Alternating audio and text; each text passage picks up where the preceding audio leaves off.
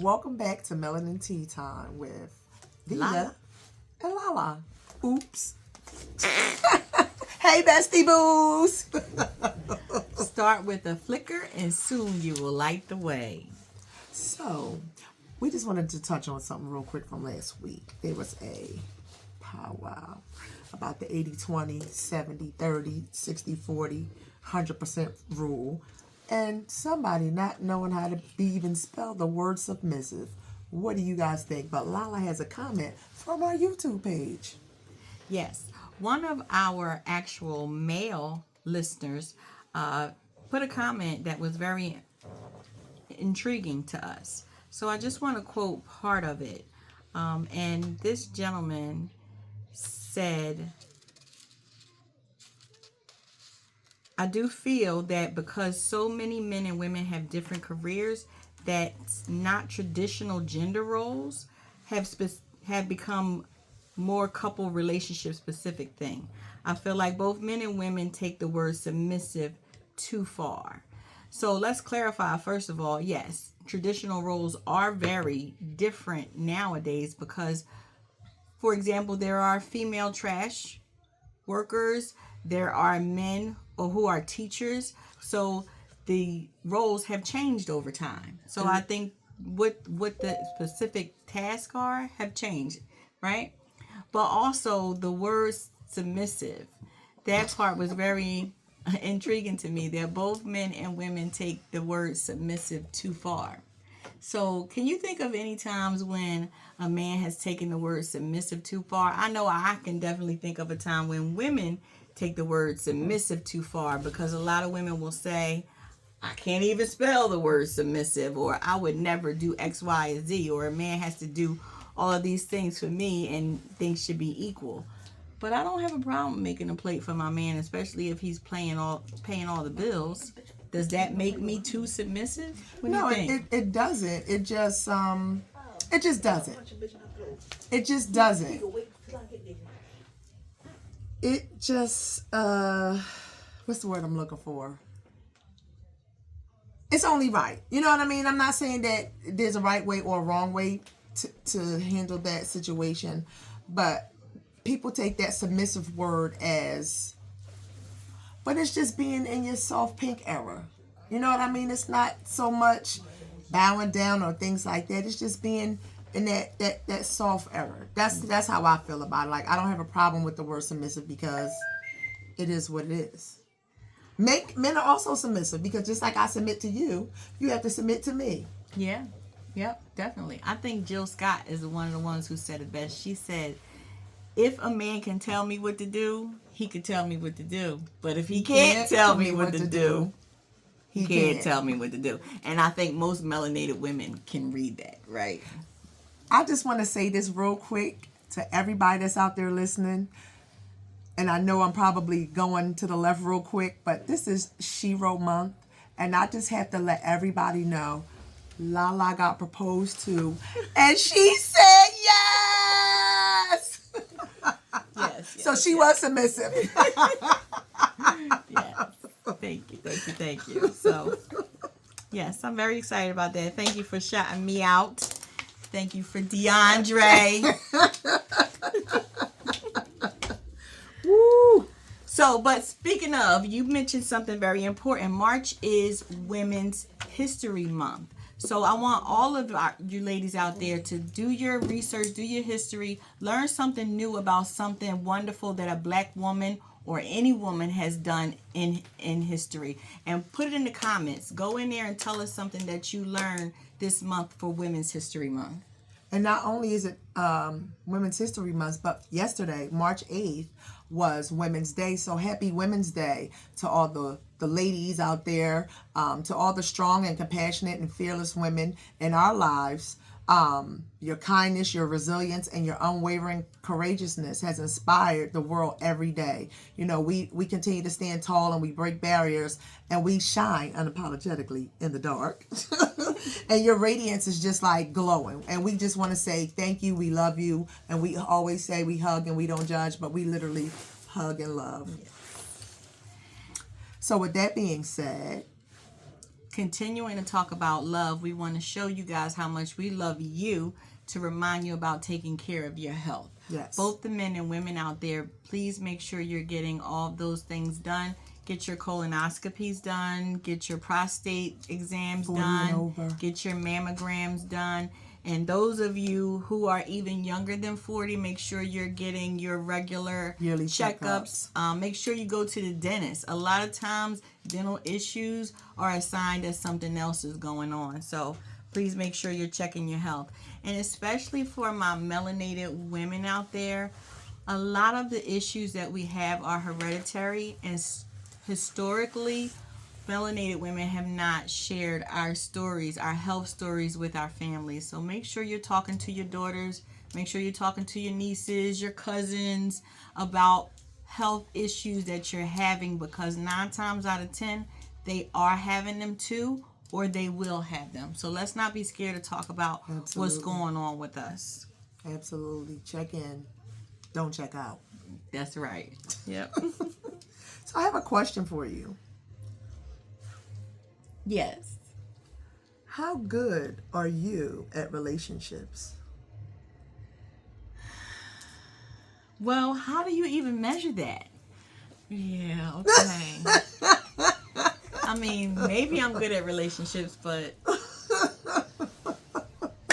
DeAndre definitely thinks I am. But to you guys, I don't know. How do you even measure that? What do you look at? How do you test yourself? How do you know if you're good at relationships? And it's just not romantic. It could be friendship, sister, cousin, 2 girlfriends. It's not all romantic. I think you need to check your temperature and listen to people's feedback. And sometimes we are our own worst critics. So when we are our own worst critics, we tend to have adults have villages too. So we tend to reach out to our village and say, hey, let me check in, and I need you to check my temperature. And you may say, I did X, Y, and Z, ABC 1, 2, 3. Tell me what your thoughts are. Yeah. And then that way you're getting a constant check-in, because you may not see something that your village sees. Right. So I do believe, I'm not the greatest, but I do believe that I try to communicate well. Mm-hmm. And if I don't, I would think that, I would hope that my village or the gentleman would say, I'm not quite understanding what you mean, and ask for more details, because I want to be as communicative as possible, because we teach people how to treat us. And if I can't verbalize how I'm feeling or assessing how I'm feeling to you, then there's a breakdown somewhere. So I'm not the greatest, but I do believe that I am good. And the good can be better depending on the person. Because they always say, the person's supposed to bring out the best in you. Yeah. But if they bringing out the worst in you, then you shut down and things like that. So I would say that I'm good. I don't want to say I'm great and I'm fabulous and awesome and toot my own horn, but I pop my collar a little bit. I'm a Leo, so I'm a fire sign, so I'm always going to say how I feel. Yeah. However, there's always room for improvement. Let me say that. Yeah, definitely always room for improvement. And you bring up some very good points. And I think I want to talk about how we deal with our friendships, our village, right? Mm-hmm. So a lot of times, like you said, a lot of times we should be talking to our village and getting feedback from our village, throwing ideas out and let people tell you a different way to see things. But I think historically, a lot of us have been hesitant to do that. We've been keeping everything inside and not leaning on the people who are there for us. And it is true that you do have to be careful about who you share what to, yes. Right? Because everybody doesn't have your best interests at heart. But you can't be, in a silo by yourself. You do need to open up and get feedback from people who you really love and trust. Yes. Yeah. So it is important to keep talking to people, but understand. So that goes back to our very first post. If you haven't seen it, go back and watch it. know who is in your corner. Know the difference between your corner and your circle. Because your corner will give you some good advice, but your circle could probably just help you go on a date. What do you guys think? We need you to check in on our YouTube, Instagram, or Facebook and tell us how you feel about that. What would you say? I'm sorry. How good are you at relationships, no matter what they are? Romantic, otherwise. What do you think your best attribute is? And what do you think you could improve on? Yeah. And who would you listen to? Would you listen to your mother? Would you listen to your girlfriend? Would you listen to your daughter? I know I have grown daughters, and I talk to them all the time, and they give me pretty good advice. Yeah, I can admit that. They do. They really do. No, they really, really do. So, with that being said, do you know how to ask for what you need in your relationship without blowing up your spot? Now that's a really touchy subject, because I think a lot of times, especially with melanated women, we wait until we're already frustrated with a lot of things before we address it. And by then, our delivery is an attack, right? And a lot of men shut down. But in my experience, if you come to them ahead of time, if you come to them from the beginning and say, for example, I'm a person who likes you to make me a cup of coffee in the morning. So before I go to work, before you leave for work, make me a cup of coffee before you go.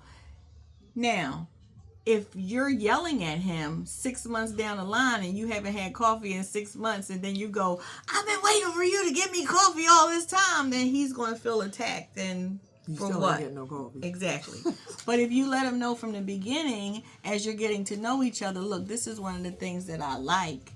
This is what makes me happy. He probably is going to do that just because that's what you asked for. Absolutely.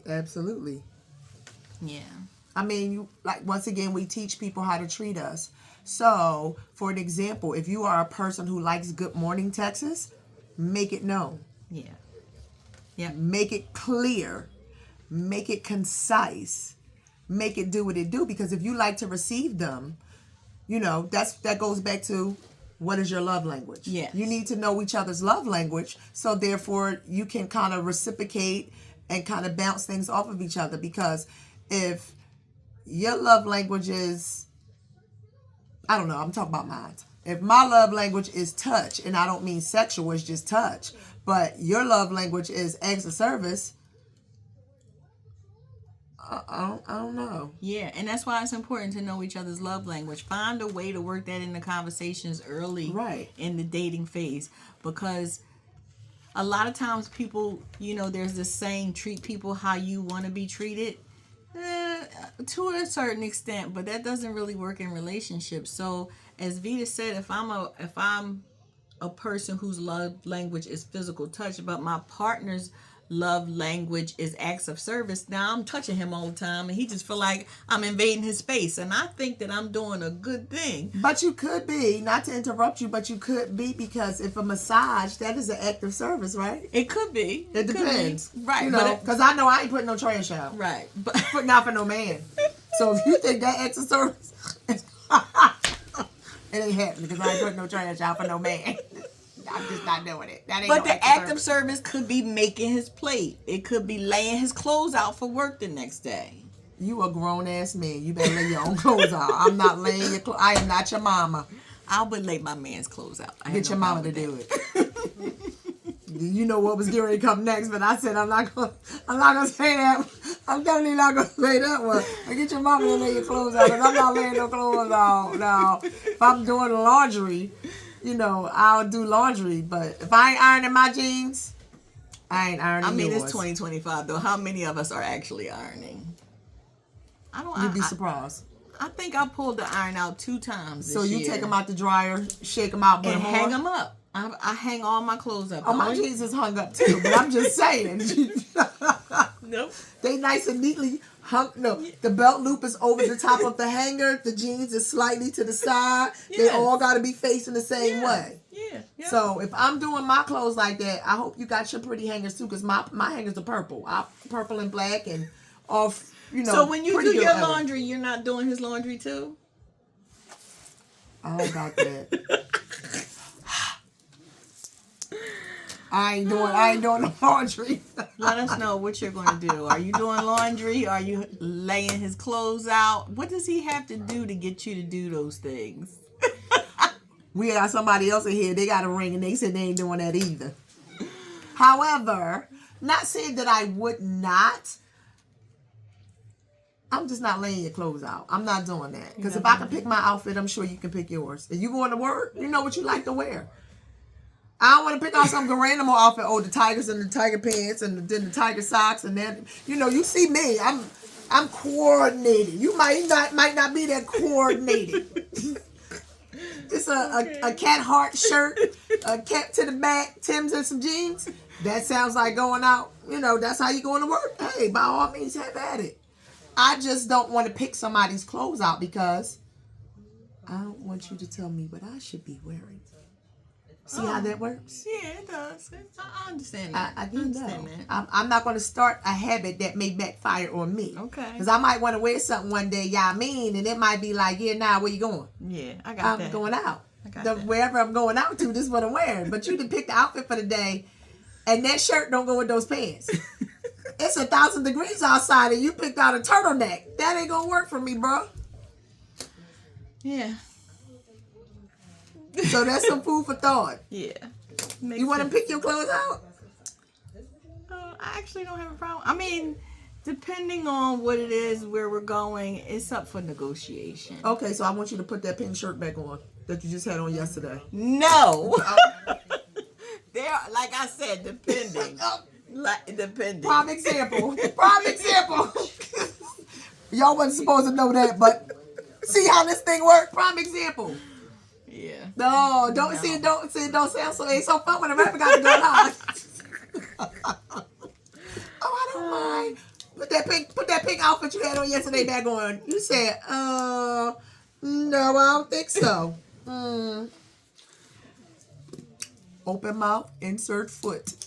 And I also said, no, I don't think so. Hell no, I'm not doing that. But why not? He picked the outfit out for you. But I'm saying it was in my delivery. Oh, so now you gonna change the delivery wasn't submissive enough? I'm confused. You didn't want to wear the outfit or the delivery wasn't submissive enough? I didn't want to wear the outfit. Why? Because... And I stood strong, but I was still soft. My delivery was still soft, even though I stood strong. But why you didn't want to wear the outfit? Because I just had that on yesterday. But he picked the outfit out. By the way, again the next day. And she looked so cute. He loved it so much he wanted me to wear it 2 days in a row. Or at least that's what he said. I don't know. And she took pictures in the outfit. So, right. Ladies, you already know. Once So we that take was a picture no. in the outfit, it's a no-no. Probably not wearing it ever again, but... I wouldn't say that because it was cute. It was really cute. Maybe you should post a picture because it was really cute. However, I do think that, you can ask for what you want without blowing up the relationship. You just have to be the right time, the right space, place, whatever that looks like. And you have to be communicative at all times. And don't be asking for stuff that's egregious. You know what I mean? Like, it's okay to ask for, hey, like I said, hey, I'm a morning person. I want to receive a good morning text. And we just had a conversation about this earlier. Please don't cut and paste, or please don't schedule a text, because we're not doing that. Right. Remember we talked a couple of shows back about it's okay to date more than one person while you're getting to know people and finding out who your person is. That's absolutely okay, but it's not okay to cut and paste the same text to the same people. I personally don't think so. Now, okay, so you're going to say good morning. So let's say you're dating 3 guys and you're going to say good morning to each of them. That's fine.